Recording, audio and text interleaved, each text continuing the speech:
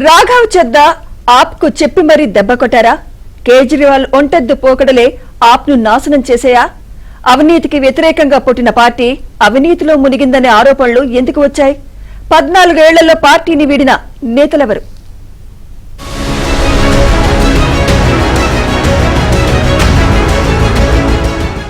అరవింద్ కేజ్రీవాల్ 2012కు ముందు ఐఆర్ఎస్ అధికారిగా సేవలందించారు. ఆ తర్వాత అన్నా హజారేతో కలిసి అవినీతికి వ్యతిరేకంగా ఉద్యమంలో పాల్గొన్నారు. 2012లో అతి కొద్ది మందితో ఆమ్ ఆద్మీ అంటూ పార్టీని ప్రారంభించిన కేజ్రీవాల్ 2013లో అధికారంలోకి వచ్చారు. 13 ఏళ్ల పాటు ఢిల్లీకి ముఖ్యమంత్రిగా పనిచేయడమే కాకుండా పంజాబ్ లో ఆప్ ను అధికారంలోకి తీసుకురావడానికి కీలకంగా పనిచేశారు. అవినీతికి వ్యతిరేకంగా ఉద్యమాన్ని ప్రారంభించిన కేజ్రీవాల్ చివరకు అదే అవినీతి కేసులో అరెస్ట్ అయి జైలు జీవితం గడిపారు. ఇప్పుడు ఏకంగా రాజ్యసభలో ఆప్ ను బీజేపీలో విలీనం చేయడంతో పార్టీలో ముసలం నెలకొంది. 2012లో ఆప్ ఆవిర్భావం నుంచి కేజ్రీవాల్ కు అత్యంత నమ్మకస్తుడిగా ఆప్తుడిగా రాఘవ్ చద్దా ఉన్నారు. 2015లో ఢిల్లీలో ఆప్ విజయం సాధించడంలో చద్దా కీలక పాత్ర పోషించారు.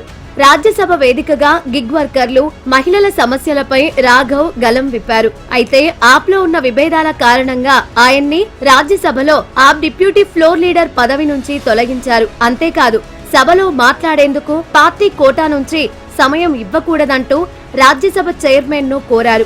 దీంతో ఆప్నకు రాఘవ్ చద్దా మధ్య విభేదాలు బహిర్గతమయ్యాయి. ఆప్ నేతలు చేసిన ఆరోపణలకు దురంధర్ సినిమాలో డైలాగ్ వాడి తాను గాయపడ్డాను కాబట్టే మరింత ప్రమాదకారిగా మారాను అంటూ హెచ్చరించారు.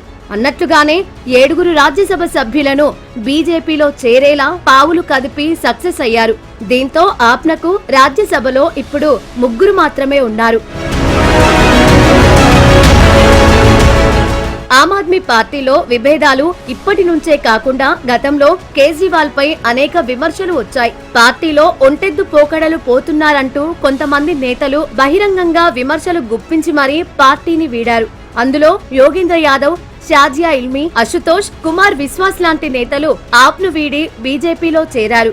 అంతేకాకుండా 2024లో జరిగిన అసెంబ్లీ ఎన్నికల్లో మంత్రులు, సిట్టింగ్ ఎమ్మెల్యేలకు సీట్లు ఇవ్వకపోవడంతో వాళ్లు కూడా పార్టీని వీడారు.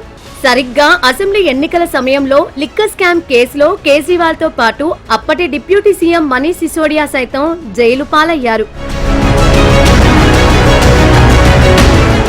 ఒకప్పుడు ఆప్ లో కీలకంగా పనిచేసిన స్వాతి మాలీవాల్ సైతం కేజ్రీవాల్ కు ధిక్కార స్వరం వినిపించారు. కేజ్రీవాల్ వ్యక్తిగత సహాయకుడు తనపై దాడి చేసినా ఎలాంటి చర్యలు తీసుకోలేదంటూ ఆరోపించారు. ఆ తర్వాత నుంచి వీలు దొరికినప్పుడల్లా ఆప్నకు వ్యతిరేకంగా స్వరం వినిపించారు. ఢిల్లీ అసెంబ్లీ ఎన్నికల సమయంలో అయితే కేజ్రీవాల్ అవినీతి పరుడని, ఎలాంటి అభివృద్ధి చేయలేదంటూ ప్రచారం నిర్వహించారు. ఇప్పుడు రాఘవ్ తో కలిసి బీజేపీలో స్వాతి మాలీవాల్, మరో 5 ఎంపీలు బీజేపీలో చేరడం ఎదురుదెబ్బే అని రాజకీయ విశ్లేషకులు భావిస్తున్నారు.